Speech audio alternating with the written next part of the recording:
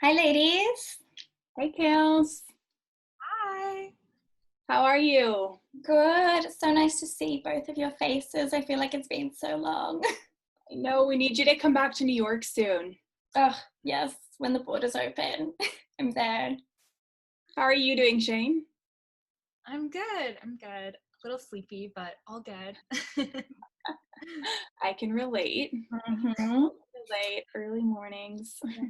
Well, thank you for jumping on a call across our different time zones. I'm going to share my screen now and hope for a smooth transition. Right, is that good for everyone? Perfect. Great. Let's get going. So, hi everyone. Thank you for joining today's webinar, where we'll be discussing how to stay faster than fast fashion with market intelligence. I'm delighted to introduce my colleagues who will be discussing the importance of reactivity and how retailers are getting quicker in the current climate. So today we have Shayne, a retail strategist who works on our customer success team, and Kayla, our expert market analyst, who is behind some of the incredible reports and blogs that we publish on Edited. And to introduce myself, my name is Bryony, and I am one of the senior retail strategists on the customer success team, where we have been working firsthand with retailers to support them throughout the current pandemic. Together, our role is really to empower retailers to embrace our data to enhance their commercial decision making throughout this challenging time. So for those of you who may not be as familiar with Edited, we're a market intelligence platform where retailers can always have access to full market data at the touch of a button.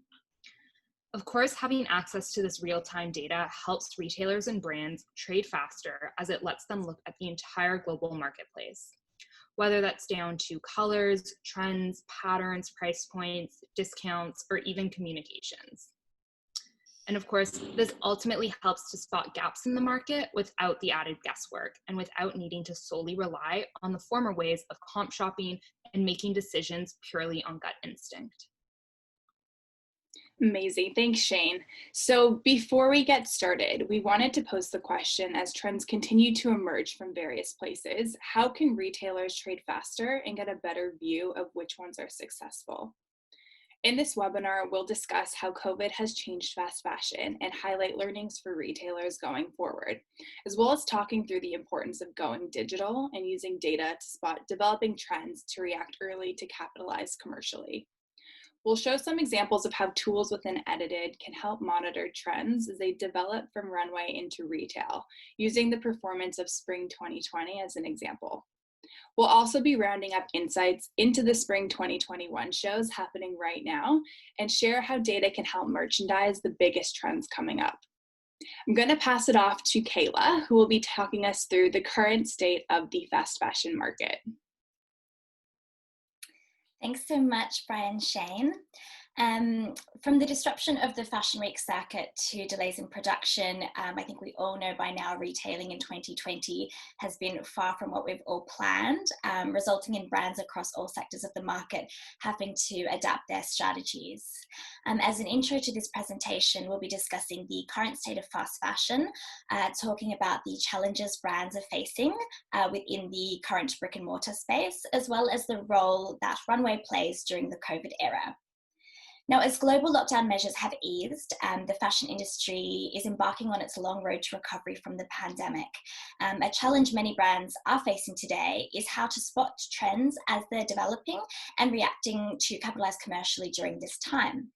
With COVID affecting how buyers, for example, can't comp shop and can't go on trips with certain travel restrictions in place, more retailers are turning to data-driven approaches to trend analysis, assortment plannings, and other daily tasks.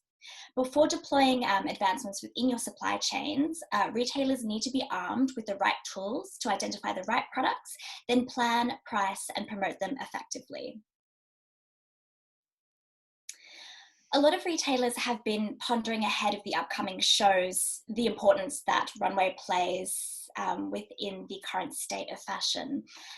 During the height of the pandemic, there were so many conversations around rethinking the traditional runway circuit as designers looked to digital formats to showcase or opted to sit out of showings altogether. However, amongst buyers and designers, the runway is still one of the first and foremost points of inspiration when designing and planning out new lines. Although the catwalk has evolved within recent seasons and new channels such as TikTok have kind of become incubators for aesthetics resonating with the Gen Z consumer, the traditional runway circuit still serves as the birthplace for the vast majority of trends that will then be interpreted by fast fashion brands. These trends feed directly into what goes into production, which is why we'll spend some time today covering how market intelligence can optimize your range planning and the decisions that you make for what goes into these ranges. Even upon reopening, I think it's important to highlight the current state of brick and mortar here at the moment. So businesses are still continuing to struggle with social distancing measures, really making it difficult for physical stores to run at the capacity we're used to seeing, with queues and caution surrounding hygiene measures can potentially put consumers off returning into store, especially over these busy periods that are coming up soon, such as Black Friday and Christmas shopping. Currently in the US, there are more than 14,000 locations that have been permanently closed this year, and that's a number that will surely continue to rise as we progress throughout the year. On the e-com side, this channel was on track to record strong record growth within the next 5 years under a business as usual scenario.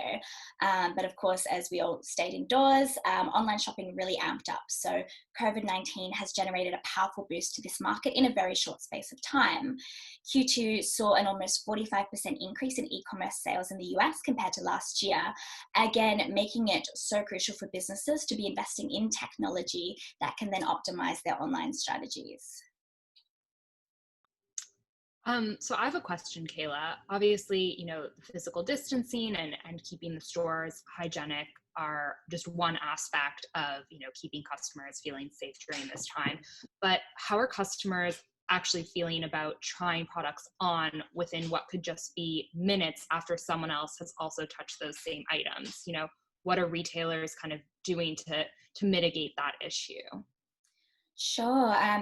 I think it's first important to note that even before the pandemic, online was such an important channel just out of the sheer convenience. And now, full confidence in consumers returning to physical stores after COVID has not yet returned. And a lot of physical stores aren't offering their usual fitting room services. And then we have beauty retailers aren't offering testers in the same way that we used to. So it really does open up opportunity for innovations within online retailers to experiment with their customer service as well as digital storefronts and then fit technology. Yeah, that's a really important point, Shayne. And in addition to that, it's also worth noting the new store experience for brick and mortar on a whole. I know a number of retailers that we work with now have been innovating new ways to interact with their consumers while still decreasing foot traffic, whether it's opting for no storefronts or investing into pop-up tiny homes around the city that still offer that physical experience but limits capacity compared to a traditional store. It does beg the question how brick and mortar and e-commerce will continue to coexist in the future. With these new spaces, Kales, how are retailers keeping their assortments fresh and interesting for that more online-based consumer set? Sure. I think this kind of leads nicely into the next section of the presentation, where we're going to be sharing some insights from edited data on how COVID-19 has impacted the amount of product arriving within fast fashion, and then the types of products that retailers are then buying into. Of course, we know fast fashion businesses are characterized by dropping high amounts of new styles frequently, abandoning the seasonal drop model established by more traditional retailers. The next two graphs that we're going through shows how COVID-19 has disrupted these arrival patterns and then what this means for the future of fast fashion. What we're looking at here is an example of US fast fashion retailers in this chart. We are looking at the number of individual styles arriving online each month since the start of January 2019. So including a time when fast fashion retailers were dropping products at their more usual cadence pre-COVID. So we see arrivals dip in February as COVID first broke out in China, and retailers began cancelling their orders, supply chains were compromised as we know, and then following factories reopening and China starting to return to somewhat business as usual, aided that surge in deliveries that we can see there in April. So speaking of deliveries, Kales, this has been a focal topic for retailers over, the past few months now. Especially when March hit, the factories were forced to close down and inventory cadences were absolutely disrupted. Once the curve started to decline and factories reopened, many of our retail partners had to decide if they wanted to react during this open window of normalcy, just to get in as many orders as possible, and then some decided to hold back. Now, the thinking here was between stockpiling inventory to provide newness for later seasons, in anticipation of a second or a third wave, or to hold back and reposition inventory out of fear of potentially losing money again on canceled orders. Yeah, absolutely. And then, post that April bump, what we can see there is when the US hit the 1 million confirmed cases mark, we saw arrivals start to plummet once again. And then even now, we are seeing arrivals start to pick up again, especially as new lines come in for fall winter season. However, they have not yet returned to these pre-COVID levels. In fact, over the past 3 months, what we've seen is a 17% decrease in product arrivals compared to last year. And then comparing the US with the rest of the world, it is a similar pattern, and it's something that retailers globally are experiencing. Here we're charting monthly arrivals over time from key regions that have been in particular affected by the pandemic. So we're seeing the US up against the UK, Australia, Italy, and Spain, and that same pattern of recovery in terms of products entering the market, but still not at that 2019 levels. Combined, we're seeing 10% less new products entering the market compared to last year. So with that in mind, now that arrivals are decreasing, what do new products look like? In this chart here, we analyse new product drops over the past 3 months by fast fashion retailers in the US and UK market versus last year to see how the assortment breakdown differs. Some key call-outs. As we know, COVID-19 birthed what was known as the Zoom effect, with consumers dressing for the waist up over video, probably what we're all doing now on this call. And we've really been monitoring that particular trend since the pandemic first broke out. And what's been really interesting is, previously we have been seeing, obviously, retailers continuing to prioritize tops as they're doing now, but then bottoms categories started to decline. However, what we're seeing now in recent product drops over the past 3 months is bottom categories starting to grow. Last year, this category was 13% of new arrivals for women's wear, and this year it's jumped to 15%. So retailers are really cluing into the opportunity of dressing for comfort from the waist down, regardless of whether you'll be able to see what you're wearing on a Zoom call. This is, of course, driven by these more casual styles. We're seeing shorts and sweatpants increase, while jeans have then declined. Another notable trend for women's wear, which we've highlighted there in the dark blue box, is with less people going out, fast fashion retailers are pulling back on their accessories investments. This category has contracted from 16% in 2019 to then 12% this year. And then for menswear, we're seeing a similar pattern with tops still as the dominant category, and then the bottoms category making up a greater proportion this year versus last year. We're seeing more formal styles such as jeans and trousers decline, while like women's wear, shorts and sweatpants are increasing. Unsurprisingly, suiting and tailoring has taken a hit, with the number of new arrivals down 44% versus last year. And we're also seeing a greater proportion dedicated to footwear. And this is driven by, of course, comfort styles with sneakers as the most prominent shape. So I think the question that we can ask is, will we start to see newness return to pre-COVID-19 levels? And the thing is, we may not, and it is not necessarily a bad thing for the fast fashion market. I think for many years now, fast fashion has come under fire for creating excess stock, which then will end up on the discount rack or unsold and adding to landfill, negatively impacting not only the environment, but also your business. So COVID-19 has really presented itself as an opportunity for a reset and focus of buying into the right products instead of excess quantities, which will then end up damaging your margins in the long run. Yeah, and just to add on to that, we know customers right now are really using Edited to dig deeply into the products that are working within the rest of the market. Instead of making kind of blanket investments on every trend possible coming off the runway, retailers are using metrics like, what's being replenished frequently or what has seen majority sellouts at their competitors, and then really running with those trends, going deeper on their stock for those products over items that may be available in the market but aren't necessarily performing. Yeah. And I also think it's important to touch on the Gen Z consumer here. The industry has learned this generation values sustainability and they care about investing in long-term pieces over those quick turnover trends. So with that in mind, it's so important to reassess reactivity aligned to similar values this consumer will prioritize when shopping. Agreed. It's such an important demographic for retailers to cater to, and they're expected to have such enormous spending power in the future. So leading into the importance of investing in data and taking digital approaches to everyday processes to positively impact the future of fast fashion. So in this section, we're really going to discuss how digital technology can then benefit this sector going forward. I think first of all, there really is no choice in adapting technology and digital processes. Even before COVID, we're all from retail backgrounds. We know exactly how time-consuming and manual some of the tasks can be. And this can be a particular hindrance within the industry, especially if you're working in fast fashion where your business solely relies on reactivity. Reliance on digital and data is becoming even more important, especially as we're now all working from home. It's much harder to get out there and visit stores and perform comp shoppings and compare your prices and products. And then, of course, international travel is halted, buying trips are paused, and a lot of runway shows, as we mentioned, have gone digital or showing behind closed doors or just not happening altogether. So this is where, data comes in and is of great importance.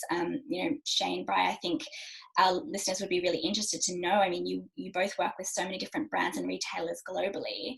How have you seen them adapt their traditional processes during COVID? Yeah, totally. I mean, I think I would say if they weren't already relying on us heavily, they're relying on us even more so now than ever. I can think of one of our customers based in New Zealand pre-COVID used to still rely heavily on market trips to London and New York, but obviously COVID has just eliminated that as a possibility. So they're now counting on Edited even more to just be their home base for comp shopping around the globe. They're able to see exactly what's being stocked right now, as well as historically across any country or continent at the click of a button, which is really, really crucial in their decision making. Mm-hmm, definitely. I think another point of interest for our listeners, Kayla, I'd love to hear your thoughts on the role that evolving marketing channels have played in this. Have you noticed any communication strategies or tactics that may be impacting the fast fashion market in a good way? Sure. I mean, I think the pandemic certainly highlighted new ways for fast fashion to embrace digital channels. I think originally fashion was quite slow to get on the TikTok bandwagon. However, it goes without saying, a crucial marketing tool, especially as we're talking about that Gen Z consumer. This is where that audience are spending most of their time, and this is where you can engage with them. And we're seeing more brands experimenting with these platforms.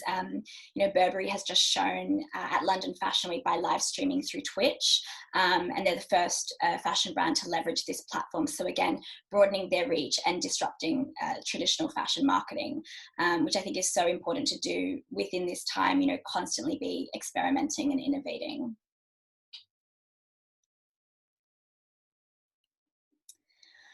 And so, I think we've covered how essential market intelligence is for fashion roles within this new era. Wanting to point out traditionally during the runway season that we're all currently working through right now, buyers and designers will spend countless hours poring over collections to identify the most successful trends to adapt to their assortments. Within Edited, we do all of this hard work for you. We have a very talented team of in-house analysts who review the look from every show and then apply their industry knowledge of what's working commercially across shapes, colors, patterns, fabrics, details, trims, and so on over core categories. So then retailers know the winners to back and get this information quickly without leaving home. We have obviously we're just working through the spring 2021 fashion shows, and we have the looks uploaded within our platform 24 hours, within 24 hours of the show going live. I think another challenge retailers are facing is seasonality continuing to blur, making it harder to get your product phasing right, especially within fast fashion, where there is no real set timing for drops and new arrivals are coming in constantly, as we saw on the previous charts. So it is quite difficult for retailers to gauge the best time to promote or to launch something. This is evident from the charts on this slide here.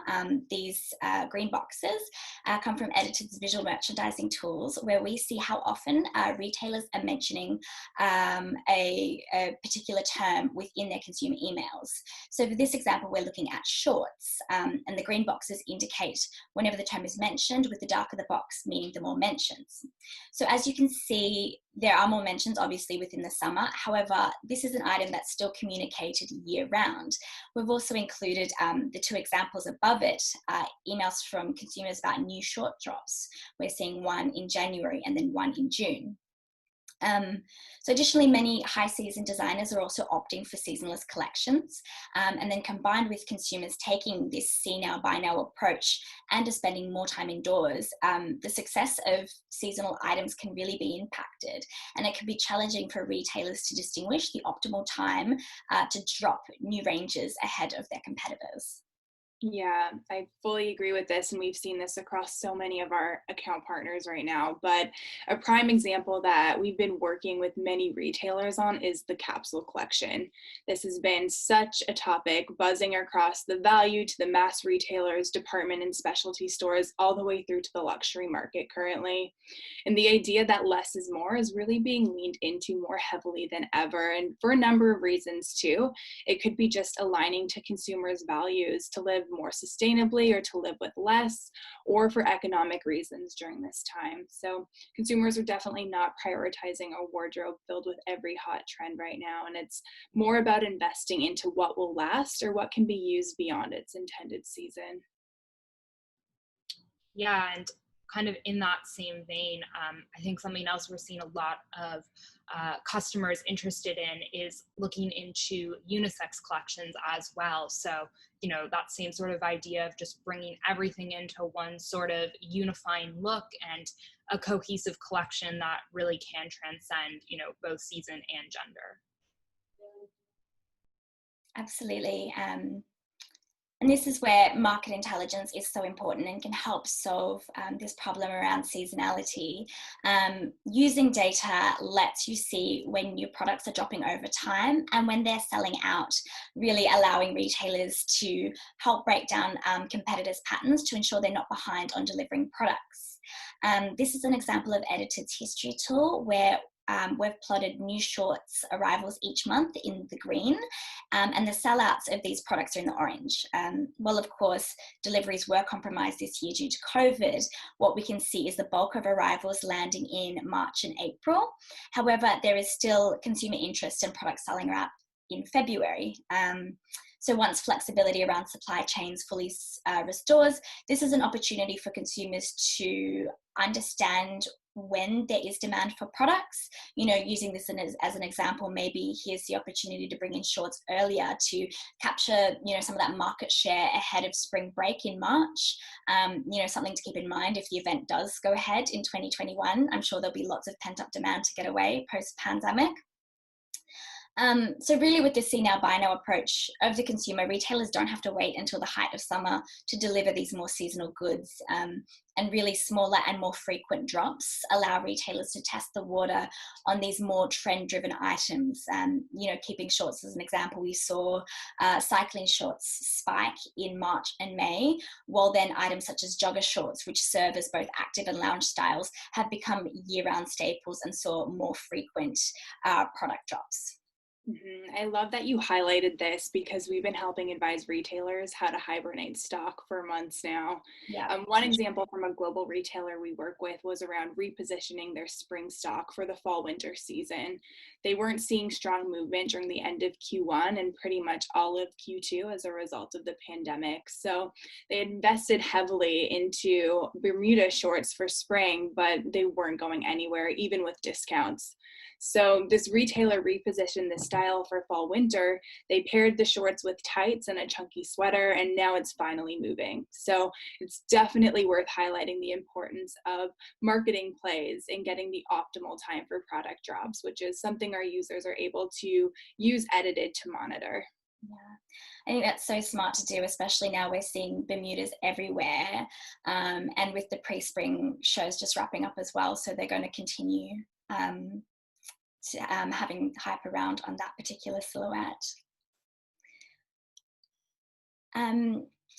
Moving on to the point of reactivity, this is probably one of the core takeaways throughout this presentation. The fast fashion industry really relies on being reactive and delivering the latest trends to the market before anybody else. Anyone who's worked in fashion probably knows or has seen this graph before. You may be familiar with the concept from Meryl Streep's Cerulean Blue speech from The Devil Wears Prada.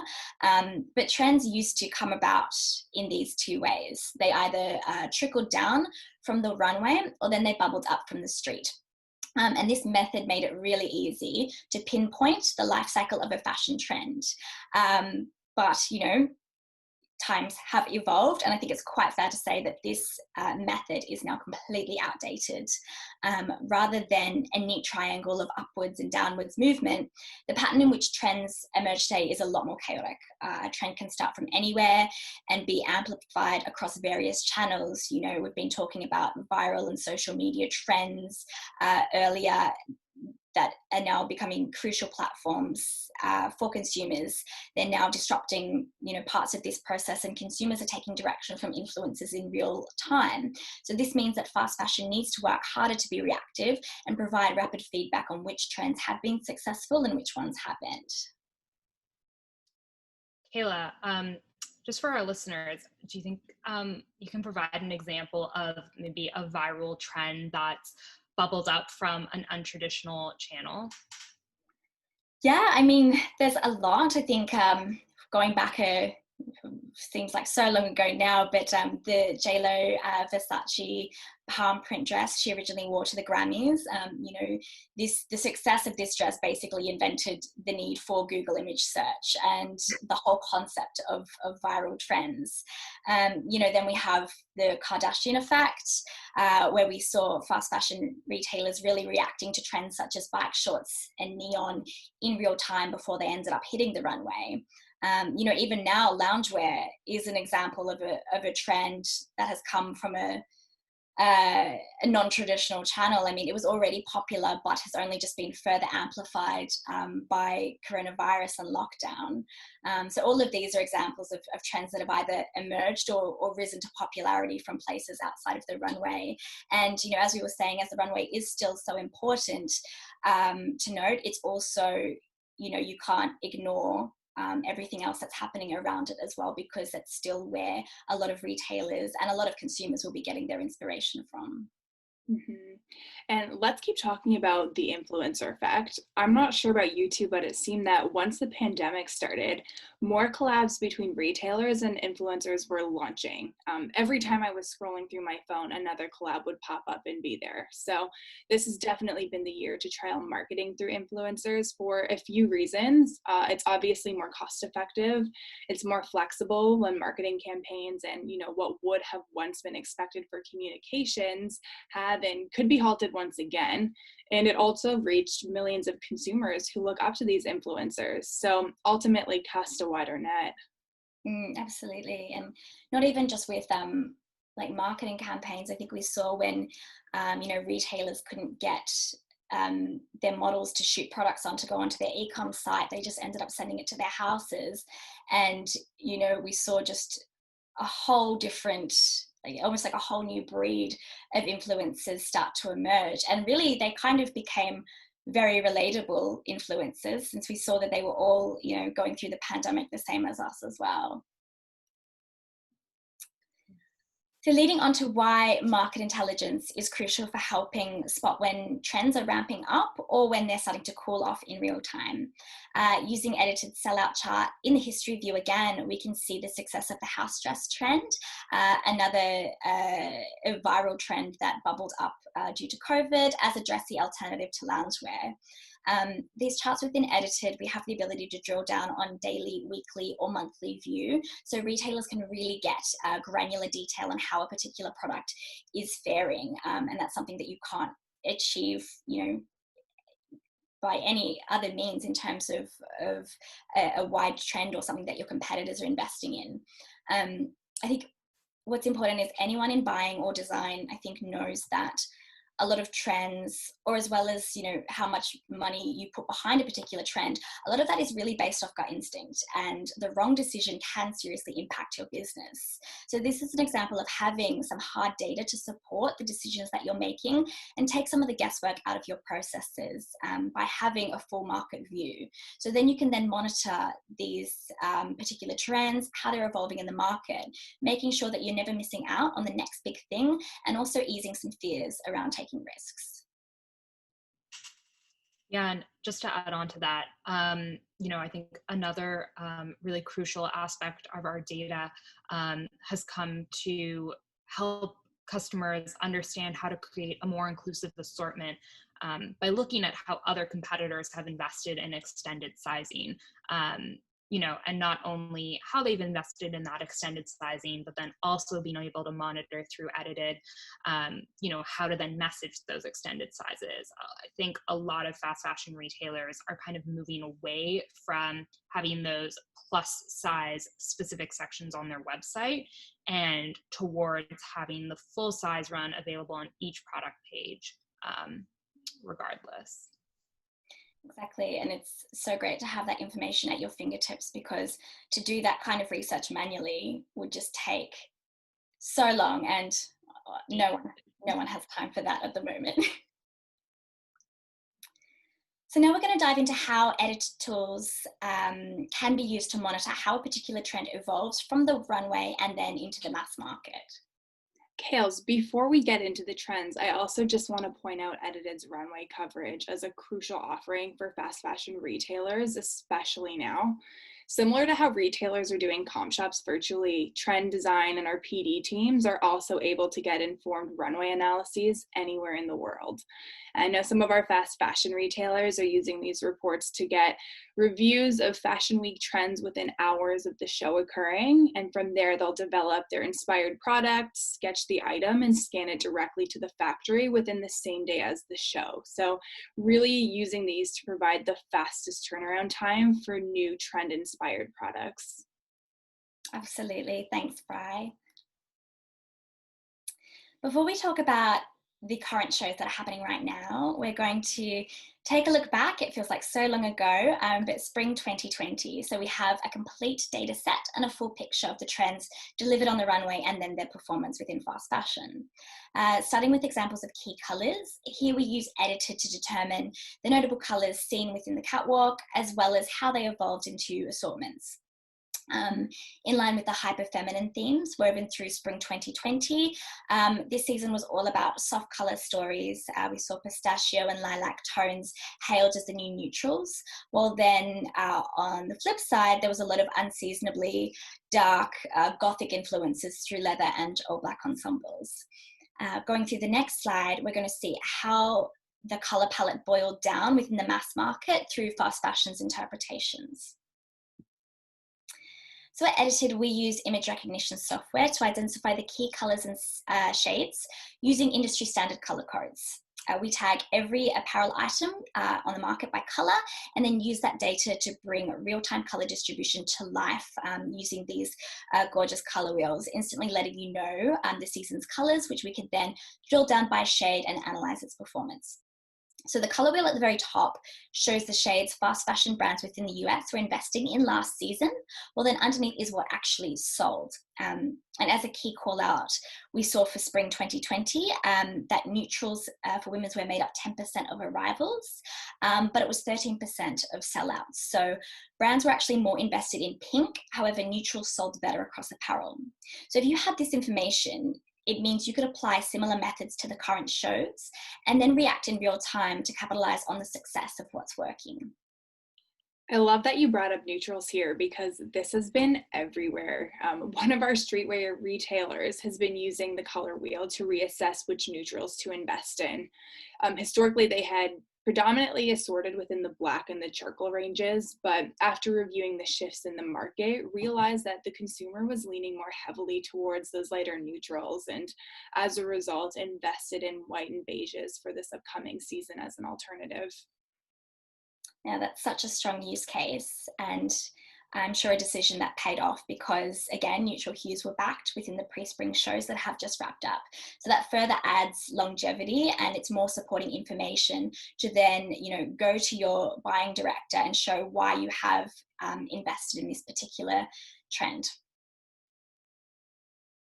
Now we can perform a similar analysis with patterns, again, casting your thoughts back to the spring 2020 shows, where we saw check prints, graphic prints, of course, the resurgence of J.Lo's palm print at Versace, as well as a lot of animal prints. Now, how did this transpire into the mass market? So we used AI and machine learning capabilities, and Edited actually has the power to split apparel by printed and plain, and then can distinguish different patterns. So it knows the difference between a check, a camo print, a stripe, and then can determine the success of each pattern within the market. Here, what we're seeing for spring 2020 is animal print made up 7% of arrivals, yet 10% of sellouts. So yet another example of a trend that was underinvested in. And using this information to spot opportunities, retailers can then react quickly in order to drive sales. And then, of course, it goes without saying, we continue to see iterations of animal print within the pre-spring shows. A staple at Versace who showed snake print, Ferragamo, rag and bone. So really across all, different types of animal skin prints, it is a risk-free investment for spring 2021 ranges. So this is all about taking the guesswork out of your buys and then using market intelligence to back up the decisions that you make. So now it's getting exciting. We've broken down how Edited can be used to monitor the performance of runway trends once they're adapted into the fast fashion market. So now we're going to take a look at the latest spring 2021 shows happening now. At the time of this recording, we've just wrapped up New York Fashion Week. So we're going to give you a sneak peek at the data to get an early read on whether these trends are currently invested in the market and where there is opportunity.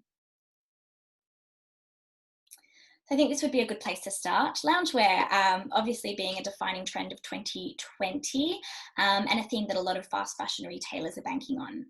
At New York Fashion Week, we saw loungewear continue to be applied at many designers' collections, from Tom Ford to Rodarte, Colleen Estrada, and more.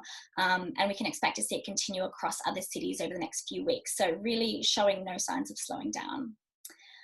Currently within fast fashion, loungewear continues to perform on a global scale. Our chart here is mapping out new arrivals again in green and product sellouts in orange. Over the past month alone, we've seen the number of loungewear products selling out increasing by 29% year on year. However, retailers are continuing to drop loungewear styles, and newness is continuing to flood the market. And so what we're actually seeing now is newness outpacing demand. So there is a bit of that, a bit of caution around this trend, because the market is, in a sense, becoming saturated. Going forward, retailers really need to differentiate their offer in order to stand out from all the loungewear that is currently in the market and really cutting through that noise.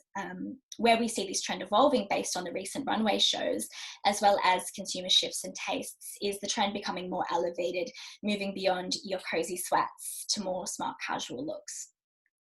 And some of the most commercial shapes from the runway to invest in for spring 2021 included the house dress, ribbed separates and coordinates, silk pajama sets, and then neutrals, pinks and pastels stood out as some of the key colorways. The next trend from spring 2021 slated to influence fast fashion assortments is this vintage feminine theme that bubbled up at Anasui, Bathsheba and more. This look takes influence from the viral cottagecore subculture that emerged on TikTok.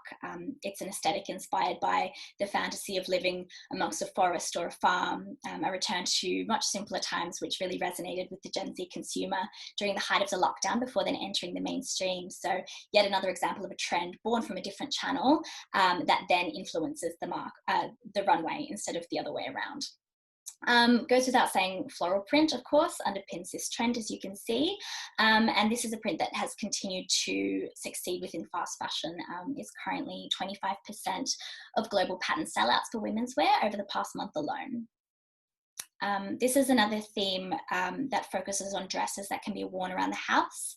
A lot of 1940s inspiration here with collar detailing, smocking, modest silhouettes, so thinking full coverage dresses, maxi and midi lengths, and then puffy sleeves. Like Bry knows. So I think that leads perfectly into the importance of volume on the runway, a trend it has been around for a few seasons, these space-occupying silhouettes with the exaggerated sleeves. We saw them championed at New York by TB, A-Pots and more. And global sellout over the past month of puff sleeves across tops and dresses are up 138% year on year, with, as you can see in the green chart here, new styles are continuing to enter the market in an upwards trajectory. This was applied on the runway through blouses, blazers, midi and maxi dresses, while then details like bows and ruffles were then used to create this additional texture and volume. Again, florals continue to be a core print, with this silhouette then lending itself to the previous vintage feminine theme. And finally, designers such as Chromat, Imitation of Christ, and more incorporated the face mask into their shows, which as we all know now, is an everyday essential and a lifestyle accessory. Luxury designers are continuing to invest in personal protective equipment, making it almost become a status symbol. A recent example being that amazing Louis Vuitton face shield. So these items will really influence fast fashion brands going forward. Face masks will still have that focus on comfort and functionality, but we'll start to see more trend-led elements, with face masks matching the rest of your outfit, some decorative detailing, and so on. Totally. Can't wait for more trend-led face masks. Absolutely. And I also just want to mention here that, it goes without saying, if there are themes that you're carrying in from your fall winter assortments that of course mirror what we're seeing right now in the spring summer runways, we mentioned seasonless earlier. And so if you spot a trend you're already invested in, having your e-commerce team or your social media team do some quick website updates or some quick Instagram posts to really highlight those pieces front and center, either on your homepage or of course in your feeds. That's also a really great and simple way to stay reactive to current trends. Absolutely. And so with all of that being said, just to wrap everything up today, we want to say, of course, events to the scale of COVID-19 are unforeseeable. So it's really important to be equipped with the right tools to optimize processes and evolve with the times. The key factor here, as we've said many times throughout this presentation, is reactivity. So with real-time data, retailers are able to see what's happening in the market, what's selling, and how to leverage key insights. So we want to thank you all so much for listening. Of course, if you have any questions, please send us an email at hello@edited.com, and we hope to hear from you soon.